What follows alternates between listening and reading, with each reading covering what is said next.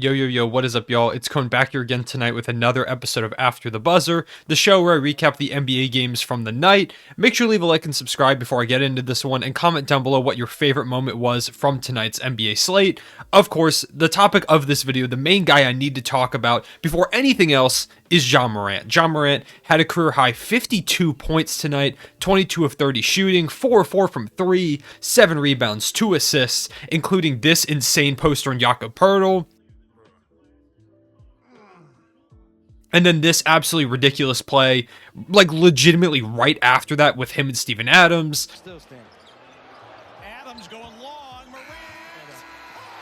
He was doing everything out there. And the more that I watch Ja Morant, it's just, there is no player like Ja Morant. Ja Morant is he's a one-of-a-kind talent. He's not someone that we really ever see. And it's been incredible to see the leap that he has made from his rookie season to his sophomore year to this season now. He continues to get better. In my opinion, he should 100% be the most improved player, because the leap that he has taken from borderline, maybe he could be an all-star, to a legit MVP candidate, in my opinion, an all-NBA first-teamer. Ja Morant has done everything for this Grizzlies team this season. I've raved about him in so many videos. I just don't know how to quite put it into words what he has done this season. His athleticism is absolutely off the charts. He's hitting 360 layups like last game against the Bulls, which, by the way, last game, he had 46 points on 15 of 28 shooting, 3 of 4 from 3, 4 rebounds, 3 assists. So 2 back-to-back monster performances from Ja Morant. There's really no way to guard him.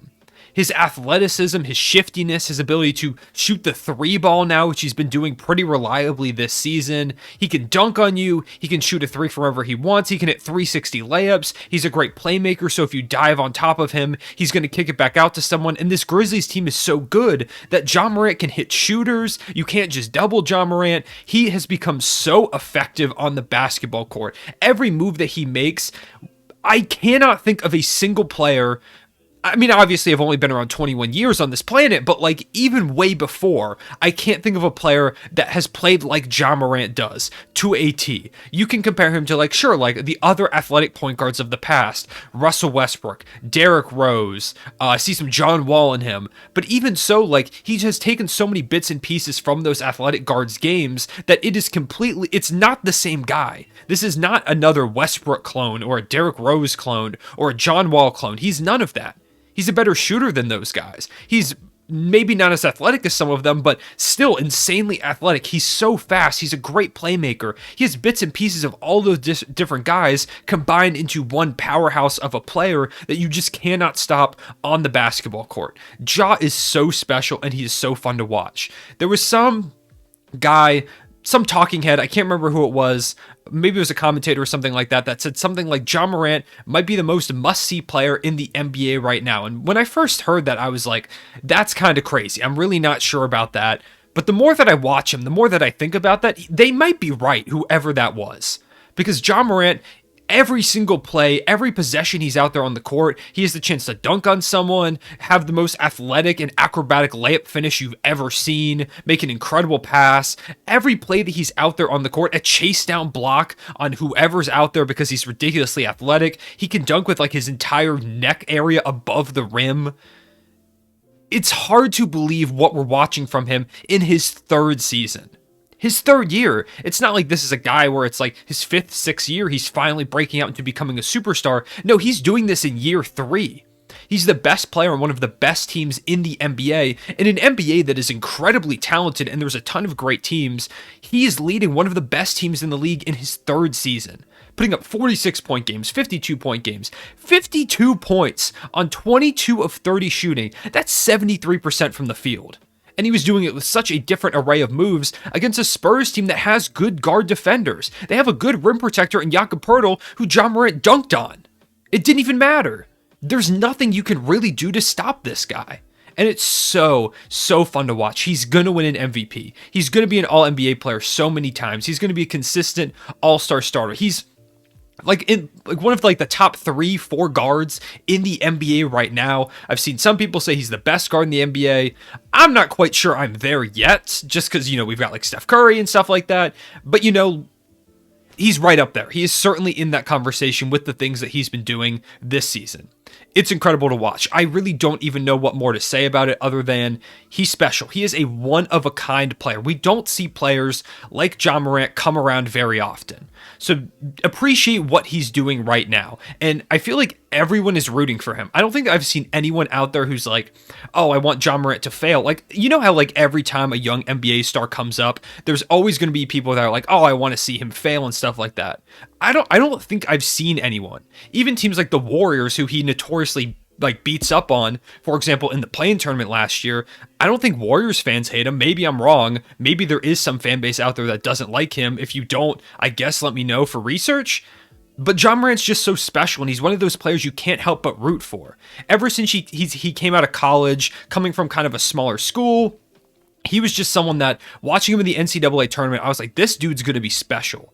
And then going to the Memphis Grizzlies right after they kind of lost their franchise players that had been around for a while, between Gasol, like the whole grit and grind area had finally come to a close, and they get this superstar caliber player in Ja Morant, a future MVP. I can't imagine what Grizzlies fans feel with Ja Morant. It's special what they have going there in Memphis. They're building so quickly towards the future. Even if they don't win anything this year, there are so many bright years ahead for the Memphis Grizzlies, not just with Ja Morant, but with those other young pieces there too. Jaren Jackson Jr., Desmond Bane, Dylan Brooks, amongst others. The Grizzlies have done such a good job of not just getting Ja Morant, but putting talent around him. And it's super cool to see. I like the Grizzlies. I really like them. They're so fun to watch. Ja's so fun. I'm rooting for him all the way. He's one of my favorite players, period, in the league right now, regardless of team. Ja's just one of those guys like you can't help but root for. I want to see him succeed. I want to see him go out there and win MVP awards. That'd be awesome. I would love to see the Grizzlies go out there and win a finals, whether it's this year or in a couple years, except when the Thunder get good. Then, waiting on the Thunder to win a finals when we get there. But for right now, the Grizzlies can have it while we're rebuilding. So all in all, I just kind of wanted to rant about how great Ja Morant is, how fun he is to watch, because I don't know, maybe I don't tweet about it enough. 3_Cone on Twitter. Go check me out. But overall, just a really fun game. A great couple performances from Ja Morant coming out of the All-Star break. Like he even had a 44-point game right before the All-Star break against the Blazers with 11 assists. It's just, he's been so good, and he keeps getting better. It's ridiculous. He's up to like 27 points per game on the season too. Like, he's a dude that's going to average 30 points per game at one point in his career. I wouldn't even be surprised. So shout out to Ja Morant, shout out to the Memphis Grizzlies and what they're building over there. Beat on the Spurs tonight. Not much the Spurs could do when Ja's hooping out there like that. Moving on, I want to talk about a couple other games. In particular, I want to cover the Thunder game real quick. We lost 131-110 to the Sacramento Kings. This was really close right up until the end, where they kind of went on this long run. Gilgeous-Alexander got in foul trouble, and so him out, not on the court towards the end, or like that middle section of the fourth quarter. Just not much the Thunder could do against the Kings. Shea himself had a phenomenal game, 37 points, 7 rebounds, 10 assists, great efficiency.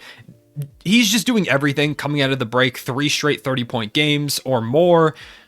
He's been doing everything for this team. Great playmaking, great scoring. He's looking like the Shea of last season, where he was super efficient. He's knocking down his threes. He was 3 of 3 from 3 in this game. That's a tongue twister. Shea's just a monster. I'm super excited to see him on a contending team at some point, and hopefully the near future. Trey Mann, just so many flashes. His step back is one of the most lethal in the league. I legitimately don't know if there's anyone in the league that creates more space on step backs than Trey Mann. If you don't believe me, go look on my Twitter. I posted a clip of it. It's insane what he's doing out there.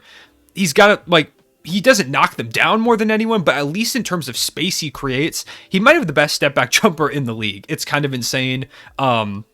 You had Aaron Wiggins went down with injury in this one, so hope he gets well soon. You had 12 from Olivier Sarr, two-way player who was playing pretty well in this one. On the Kings side of the ball, Trey Lyles kind of went nuts on us with 24 points, 14, 16, and 7 for Domantas Sabonis, 29 and 10 from De'Aaron Fox. He was just really, really good. Lack of a rim protector on this team really hurts us against athletic guards like De'Aaron Fox and really crafty bigs like Domantas Sabonis. So it wasn't a great matchup on the Thunder side of the ball. Plus, Isaiah Roby, our starting center, got in foul trouble, so not much he could do there. So all around, pretty solid effort from the Kings, but a good fight from a Thunder team that is pretty undermanned, missing Lou Dort, Mike Muscala, Josh Giddey, amongst others, with Aaron Wiggins going down in this one as well.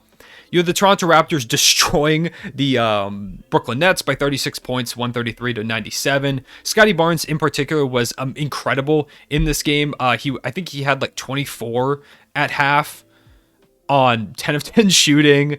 He had 4 steals. He had like a bunch of, I think he had 10 rebounds too. He had a ridiculous half, and he ended up with 28, 16, and 4 on 12 of 14 shooting, I believe. Just a monster game from him. Pascal Siakam only scored 8 points in this one, and that's all he had to score. Good game from Malachi Flynn, who had 18, 20 for Precious Achiuwa. The Nets just can't do much without Kyrie Irving. They just can't score the ball. They can't defend anyone. Seth Curry had 11, 14 for Bruce Brown, 15 for LaMarcus Aldridge, and those were all their double-digit scores. James Johnson was getting absolutely cooked out there. Drummond couldn't really do much against them either. The Raptors just destroying the Brooklyn Nets on pretty much every facet of the game. And finally, I want to talk about the Bulls Heat game, and I'll give a couple shout-outs at the end of the video to a couple players in particular. But this Bulls Heat game, it was just a masterclass of defense from the Heat. Jimmy Butler had 4 steals in the first quarter. He was diving all over the floor. PJ Tucker, twisted his ankle on one end and then sprinted back down to the other side to foul to prevent a bucket, which is, just like the whole Heat culture thing, the hustle that this team has. The Heat are just completely locked in on the defensive side of the ball. Bam looks like a legitimate defensive player of the year candidate. Tyler Hero had 26 and 5 in this one. You had 20 from Gabe Vincent, who was really solid starting in the absence of Kyle Lowry. Just an all-around dominant effort from the Heat against the Bulls team, while they are undermanned. I kind of expected more out of the Bulls tonight. In particular, Nikola Vucevic really struggled in this one. He had 14, 7, and 2, but he kind of needed to do more. But there really also wasn't much he could do against Bam Adebayo. DeMar DeRozan, for the first time in a month, scored less than 30 points with only 18 points in this one. They just did a great job of making him take tough shots, which he kind of always does, but somehow they made them even tougher. Zach LaVine had 22, 18 from Ayo Dosunmu. It just wasn't enough against a Heat team that was so locked in defensively. They couldn't really put up the points that they normally do, and so, of course, falling to the Miami Heat in this one. Heat continue to kind of pad out their lead for the first seed in the Eastern Conference. Final couple shout-outs. Shout out to Karl Anthony Towns hitting a big shot at the end of the game against the Cleveland Cavaliers to give the Timberwolves the win. And also shout out to Markelle Fultz, who made his return tonight. Had a pretty solid game. It was cool to see him back out there on the court. Glad he's healthy and hope he's able to stay healthy for the rest of the season. Kind of find some of that rhythm. I'm excited to see how he plays alongside other two guards in Orlando between Jalen Suggs and Cole Anthony. I'm kind of excited to see how that trio works out. Who knows, maybe Markelle ends up getting traded because of those two guys, but it's way too early to tell on that end. I'm just glad he's back and playing. So those are my thoughts on the games today. Let me know what you think below, whether it's about Ja Morant or about any of the games that happened today. I'm curious to know your thoughts. I appreciate y'all watching, and I will see y'all later. Real one, say it back.